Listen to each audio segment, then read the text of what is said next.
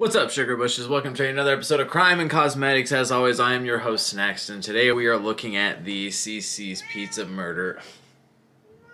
Give me a second! We just started. We just started! What do you want? Yeah? Okay, well, you want to give me a moment? Go get your sister? There she comes. She's on her way. That's what I wrote on the card. A little misleading. Not like it's not a murder in CC's Pizza, but the owner of some local CC's Pizzas in my area, Harold Sasko, was murdered. So let me, of course, as usual, you guys know the drill. Let me take care of these little gals and get zoomed in, and we'll get started. Hey, get away! Get out of here! Get away from your sister's treats! No, War Chief, I will send you into the stratosphere and beyond. You know where the James Webb Telescope's going? That's where you're about to be if you keep stealing treats from your sister. You feel me? How dare you? Toothless. Punch her in the face next time she does that. What's wrong with you? You bully? War Chief? Little bully? You got them all eaten, Toofy?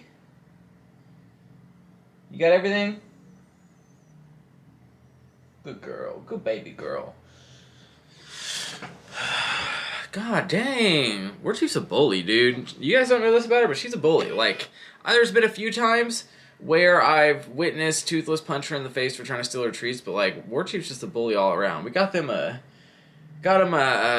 puzzle feeder, so maybe one, Toothless will stop eating so fast that she throws up, because I think she does it because War Chief is a bully about food, and maybe War Chief will slow down and stop eating so much and stop being such a little fatty fats.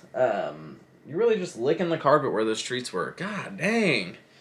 Sorry about that, Toofy. At least you got all your treats. Okay, let's get, like I said, this, excuse me. Like I said, the previous video, this is a fairly shorter case.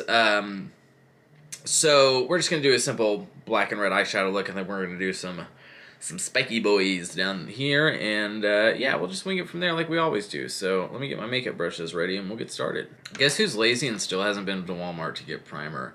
This gal. Oh, God, I need to. I'm sorry, y'all. I'm sorry. I'm so tired, too. I worked today at 8 a.m. to 4 p.m. Went to bed at like 5 a.m. because that's when I usually go to bed. Only got a couple hours of sleep, so sorry if I seem a little bit off, but we'll be all right. We'll be okay. So 52-year-old Harold Sasko, like I said, you know, he owned 3 CC's Pizza in my area, which he owned 2 in Topeka, which is about 30 minutes from me, and he owned 1 here in Lawrence, which is the town I live in. So, and also, I don't give a damn about what you say. CC's Pizza, their Alfredo pizza is divine. It's absolute S tier. Their other pizza, it's alright.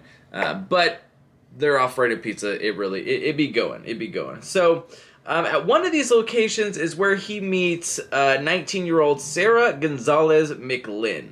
Also, RIP to the CC's Pizza in my town. This happened back in like 2014-15. I was not here then. I was still in the Army, but that CC's Pizza closed down recently, like a year or so ago.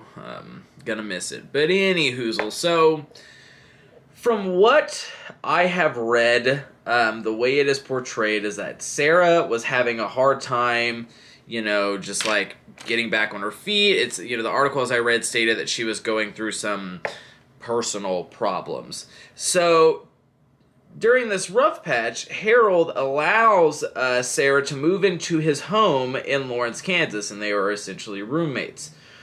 January 14th, 2014, Harold arrives home for the day. He begins drinking some beers and working on a speaker system. Now, while he's working on the speaker system, he would periodically ask Sarah to bring him another beer, which she would. Also, my videos have been getting limited visibility flags for the content, even though, like the last video, last video we did got, you know, a limited visibility for, you know, I guess because true crime, shocking, whatever.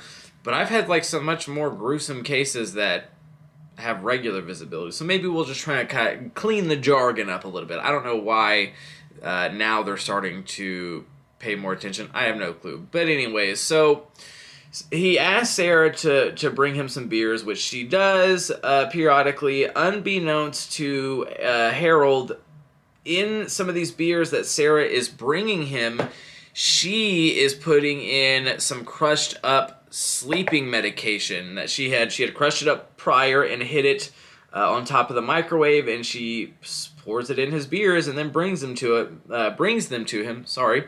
And after a while, not too long, Harold is passed out on the ground. So after Harold has passed out, Sarah then proceeds to bind his ankles and his wrists with zip ties. She then takes a large hunting knife and uses it to repeatedly stab him in the neck. The coroner during the trial stated that the wounds to Harold's neck were deep. They had almost actually severed his spine. Sarah then takes the knife that she had used over to the sink. She also uses a towel to clean up some of the blood. It says that she also wrote the word freedom in the blood. According to Sarah's testimony when she was interrogated by detectives, she says that she went and she took a shower, and while she's in the shower listening to music, it starts to finally, the realization of what she had done, the seriousness of her crime, starts to set in. Once this happens, she quickly packs a bag. She hops in Harold's 2008 Nissan Altima, and she planned to, quote, see the ocean in Texas. But I guess on her way there, she decided to stop and get a tattoo somewhere, from what I've read. And while she was getting this tattoo, the tattoo artist tells her that the oceans or the beaches in Florida are much nicer.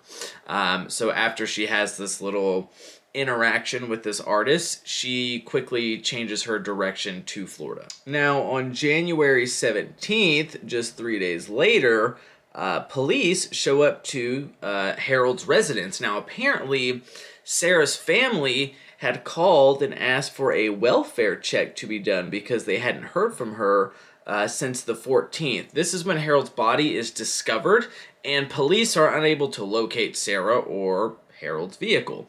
Now, on January 25th, Sarah is caught illegally camping at the Florida Everglades in Harold's vehicle.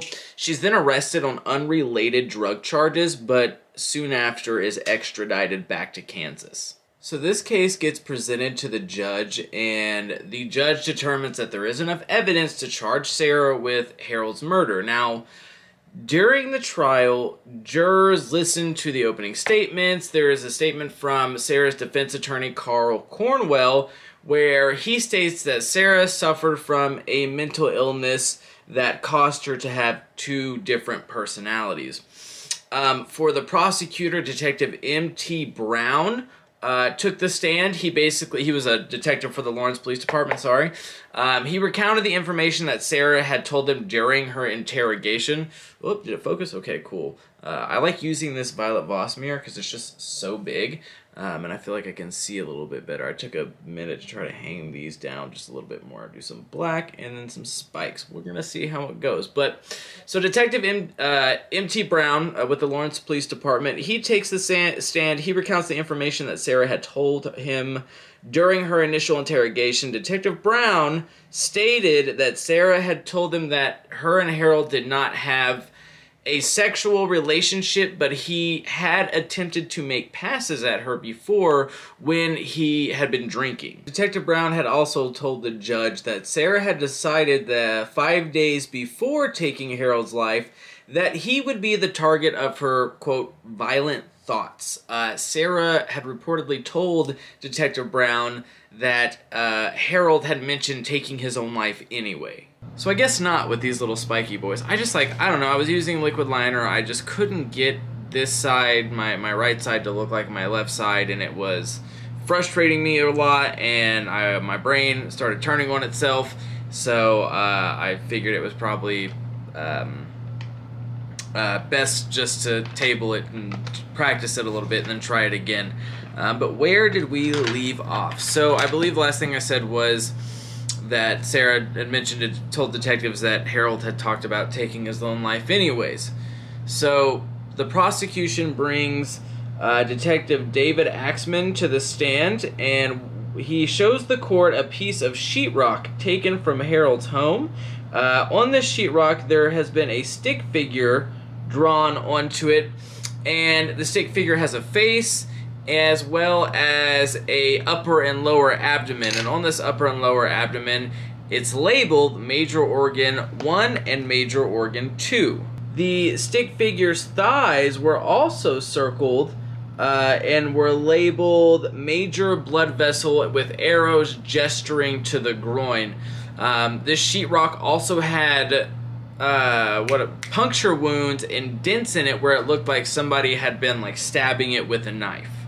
Now, at the end of it all, in 2015, Sarah was sentenced to life in prison, which is 50 years without the possibility of parole. They call it the hard 50.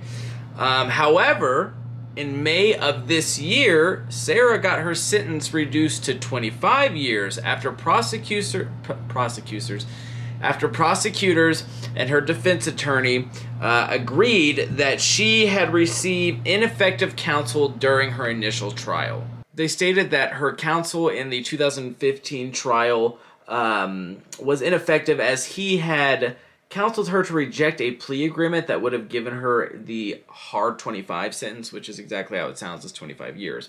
Now, Sarah also argued in an appeal that Cornwell should have pursued a, quote, battered women syndrome defense, her and her family asserting that Harold had been abusing her. I know, quote, battered women is an outdated term. I'm pretty sure one of you have corrected me on that, but I'm just quoting the article. Now, in a letter to the court, Harold Sasko's daughter had rejected those allegations of abuse. Harold's siblings had also written their own letter to the court stating that Harold was a kind man and he was just trying to help Sarah out, but they also agreed with the sentence reduction. And there you have it. She is, of course, still serving time. As I stated previously, she did get her sentence reduced to 25 years. While I was researching, I saw a lot of like opinion articles that were like that her sentencing was too harsh, that she murdered her abuser, you know, things of that nature. And I don't really know what to believe, but to me personally, a 52-year-old man letting a 19-year-old girl move into his apartment, or I'm sorry, house, it just seems a little off to me. You know, I mean, he very well could have just been helping her like he stated. And, you know, Sarah did say in her initial interrogation that her and Harold didn't have a sexual relationship, but, you know, abuse comes in many, many different forms. It doesn't need to be physical or sexual or what have you. And she did also state that he had made attempted to make some passes at her while he was intoxicated. So let me know what you think in the comments below. Let me finish this up, clean it up a little bit, and we will pick our crime for next week. Alright, gang, I don't think it's Dad's day for liquid liner. I'm trying to put the lines under my eye like I usually do, stuff like that. It was not working out, so we're just going to stop before I mess this look up more than I already have. I just added a bunch of your suggestions into the murder pot, so let's see who we are picking. Give her a nice shake. Ooh. Alright. This one's stuck in my fingers. That's two? Hold on. Okay, we'll do that one. We'll do this one. This one. Jodi Arias. So I'm pretty sure one of you suggested that case. It's actually the murder of Travis Alexander. For some reason I thought we had done that already, but I looked through my videos and I guess not. But thank you so much for stopping by, everybody. So when you see this, it'll be, you know, the weekend coming up. I have a little emo night tour I'm going on with Austin and Casey, so I probably won't get a video out. I'll try to get some vlog footage and have a vlog out soon. I know I've been kind of slacking on that. November has been such a busy month, so I apologize. I also want to thank you for taking the time out of your day to watch my videos. That means the world to me. I know there's like way better creators out there, so the fact that you chose to give me some of your precious time, you know, it's something I don't know if I'll ever be able to repay you for it, but I very much appreciate it, and it means the absolute world to me. I'm trying to think what else. The weekend after this one coming up, we got to do a show in Iowa.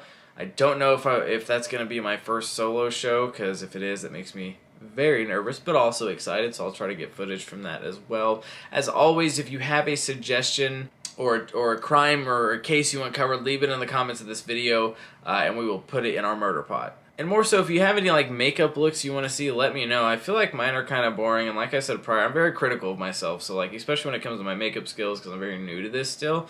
And when I can't get something right, like my brain just kind of starts kicking its own ass, you feel me? And as I previously stated, there are much better like makeup creators out there or whatever, so I very much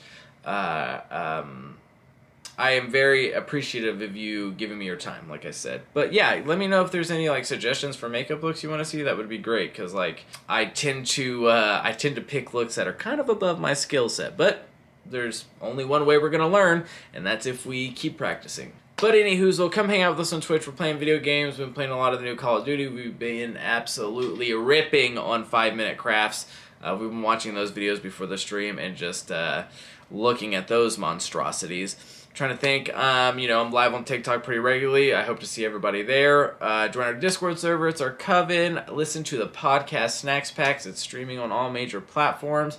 Is there anything else? I think that's it. If not, if I remember something, I'll put it in the description, or I'll record a little end piece. But thank you so much for stopping by. I hope you have the best day ever. I hope all the good things happen to you. Be safe, be kind to others, be kind to yourself. Know that you are loved, you are valued, you are cherished, and there is always a place for you here in this community. I will see you guys soon. Bye-bye.